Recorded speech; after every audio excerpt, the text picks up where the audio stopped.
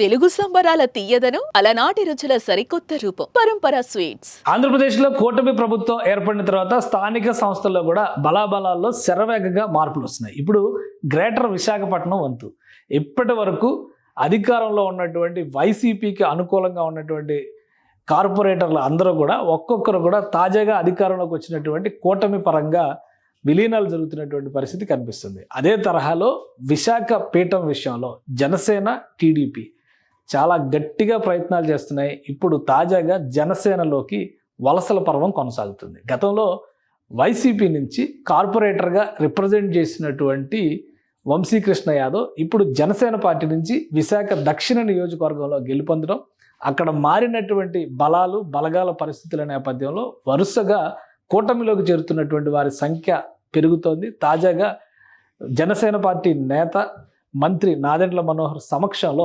విశాఖపట్నానికి చెందినటువంటి కార్పొరేటర్లు జనసేన తీర్థం పుచ్చుకున్నారు.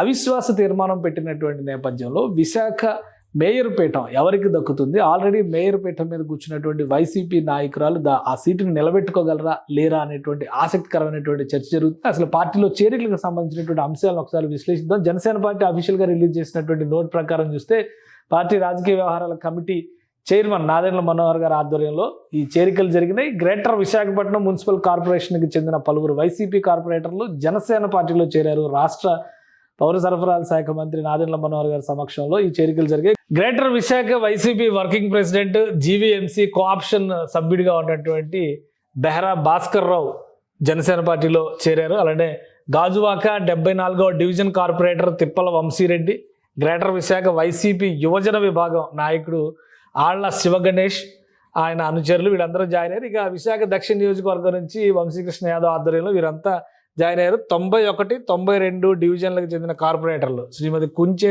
జ్యోత్స్న, బేరా స్వర్ణలత శివదేవి కూడా జనసేనలో చేరుతున్నారు. అంటే ఇంకా మరొక ఇద్దరు వస్తారు అనేటువంటి హింట్ ఇచ్చారు.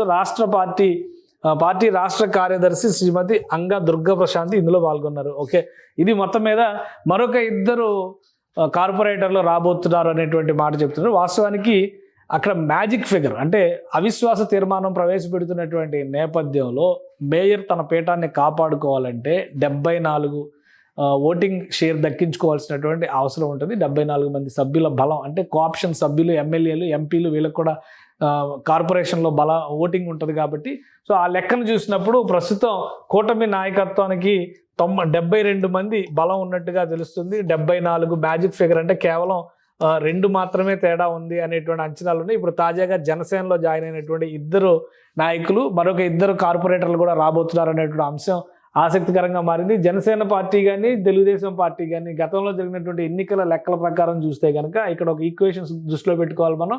వైఎస్ఆర్సీపీ 2021లో విశాఖ మున్సిపల్ కార్పొరేషన్కి జరిగినటువంటి ఎన్నికల్లో వచ్చినటువంటి ఫలితాలు ఇవి. మొత్తం 98 స్థానాలు ఉన్నాయి. అయితే అందులో 58 స్థానాలు వైసీపీ గెలుచుకుని విశాఖలో మేయర్ పీఠాన్ని దక్కించుకుంది. తెలుగుదేశం పార్టీ 30 సీట్లు దక్కించుకుంది. స్వతంత్రులు ఒక 4 గెలిచారు. జనసేన పార్టీ 3 స్థానాల్లో గెలిచింది. బీజేపీ 1, అలానే సిపిఐ, సిపిఎం 2 చెరొక సీటు గెలుచుకున్నటువంటి పరిస్థితి. ఇప్పుడు మారినటువంటి ఈక్వేషన్స్ ప్రకారం చూస్తే కనుక ఈ 4 కూడా వస్తే ఇక్కడ 34 అవుతాయి. ఆల్రెడీ తెలుగుదేశంలో కొన్ని చేరికలు జరిగినాయి, ఇప్పుడు జనసేనలో కొన్ని చేరికలు జరిగినాయి. అలానే ఎమ్మెల్యే, ఎమ్మెల్సీలకు సంబంధించినటువంటి బలాలు ఇందులో అన్నీ చూసుకుంటే కనుక కూటమి నాయకత్వానికి ఎక్కువ ఎడ్జ్ కనిపిస్తుంది. అయితే 58 మంది సభ్యులు అఫీషియల్గా తమ పార్టీ గుర్తుపైన గెలిచారు కాబట్టి విప్ జారీ చేయడం ద్వారా విశాఖ పీఠాన్ని కాపాడుకుంటామంటూ వైసీపీ నేతలు చెప్తున్నారు. కానీ విప్ ఉల్లంఘించి ఎంతమంది ఓటు వేసేటువంటి అవకాశం ఉంటుంది? పార్టీ మారి కండువాలు కప్పుకున్నటువంటి వాళ్ళని వైసీపీ ఆపగలుగుతుందా? మేయర్ పీఠాన్ని కాపాడుకోగలుగుతుందా అనేటువంటి చర్చ ఆసక్తికరంగా మారింది. తాజా చేరికల ద్వారా కూటమికి కావాల్సినటువంటి బలం వచ్చినట్టే కనిపిస్తుంది. సో అవిశ్వాస తీర్మానం పైన ఓటింగ్ జరిగేటువంటి క్రమంలో కూటమి నాయకత్వం గ్రేటర్ విశాఖలో గెలుపు జెండా ఎగరేసేటువంటి అవకాశాలు పుష్కలంగా కనిపిస్తున్నాయి. సుమన్ టీవీలో మీ పర్సనల్ అండ్ బిజినెస్ ప్రమోషన్స్ కోసం కింది నెంబర్కి కాంటాక్ట్ చేయండి.